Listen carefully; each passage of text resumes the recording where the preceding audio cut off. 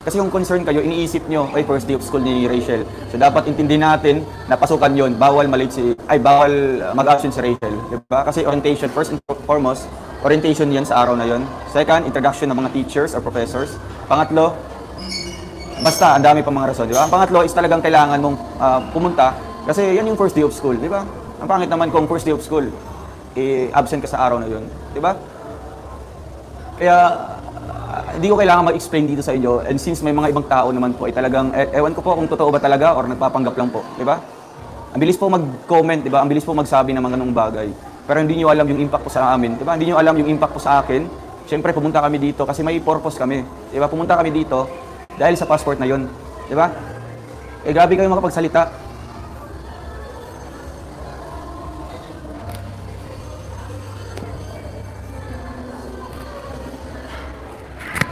Sorry po.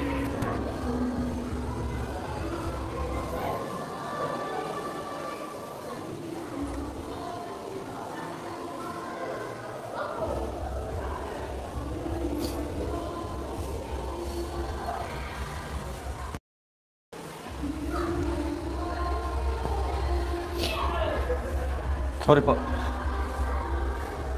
Hindi ko po alam kung totoo ba talaga kayo. Kasi kini-question din po nila kasi sinama daw si Maui. Ano ba kung isasama ko yung kapatid ko? Issue ba yun?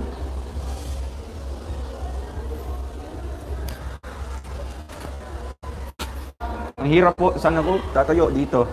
Diba?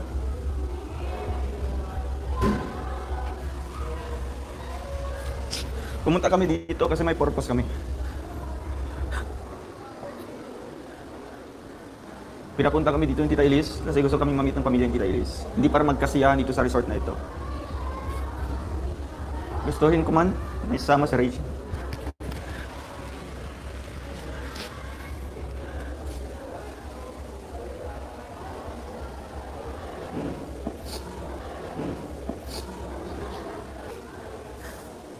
Ang hirap kasi saan ko ilulugar yung ganitong bagay, di ba? Andito kami kasi hindi para magkasiyahan.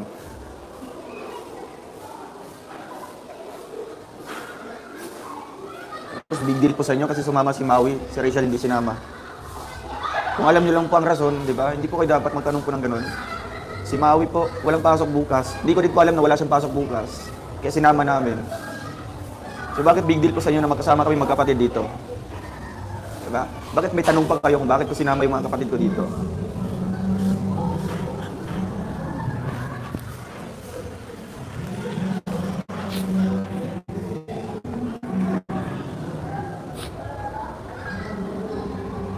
Sorry po.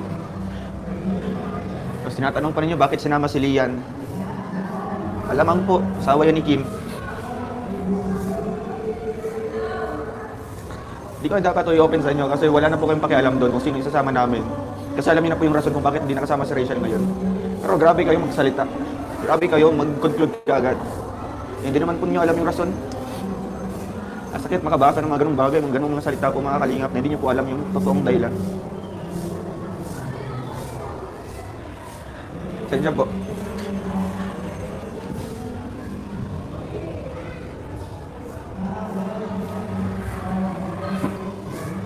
Tapos may ini-insist niyo po na magkatampuhan kami dalawa. Pumunta lang po ako dito, hindi na nakasama si Rachel. Sinasabi niyo po nagkatampuhan kami. Kaya alam ko mga basher po ang gumagawa ng mga ganito. Pero hindi ko po matanggap na sa sariling GC po ng Rochelle. Diba? Mas maintindihan ko po na mga basher. Kasi yan ang gawain nila end of the month. Para paparating na yung pasweldo. Pero ang hindi ko po matanggap, pinipresenta yung sarili nila as Rochelle fan. Pero ewan ko po kung totoo ba talaga. Hindi kasi pwede hayaan lang. Hindi pwede kasi pwedeng hayaan lang. Kasi wala din po akong sasabihin. So mukhang nilalabas ko din po na tama po kayo kasi hindi niyo po narinig yung side ko po. Alam niyo na po, di ba? Dati pa, dami nagbabanta sa akin, sa amin nilangga. Sa akin. Kasi di nila matanggap na kami nilangga. Pero anong ginawa ko po? Wala po akong reaction, wala po akong comment doon. Kasi gusto ko hayaan lang. Kasi sila po mga kalingap, wala pong alam Di ba? Mga duwag po yung mga taong yan. Kung may mga pagbabanta man na ganung bagay. Mga duwag yan. Dati, si Kuya Mario, hindi pa niya alam yung mga ganung bagay. Nung nabasa niya yung pagbabanta sa akin, kinabahan siya sa akin. Sabi ko, hayaan niyo po yan kasi duwag yung taong yan. Huwag kayong matakot yan kasi ang bilis lang mag-comment ng ganung bagay. Kaya si Kuya Mario, nung nabasa yung pagbabanta sa akin, talagang concern siya sa akin. Pag bumababa ako mag-withdraw lang sa sentro, talagang sinasamahan niya ako. Ayun, pinaliwanag ko kay Kuya Mario na duwag yung mga ganyang tao. Diba? Dinadaan sa pagbabanta, diba? Kaya sa mga ganyang tao, ganung mga comment, wala po akong pakialam doon. Hindi ko invest yung oras ko para sa mga taong ganun, diba? Kasi ang totoong matapang, harap-harapan kang sasabihan ng ganun, diba? Ang totoong matapang, hindi dinadaan po sa pagko-comment-comment dyan. Diba? Ano pa bang bago sa atin dito? Ano pa bang bago? Diba? Paulit-ulit na nangyayari. Diba? Paulit-ulit. Paulit-ulit na nangyayari. Mga ganitong bagay. Pambabash sa amin. Diba? Pagbabanta. Andiyan na po. Last month yan po ang nangyayari. Pero ano pong ginagawa namin? Diba hinayaan namin?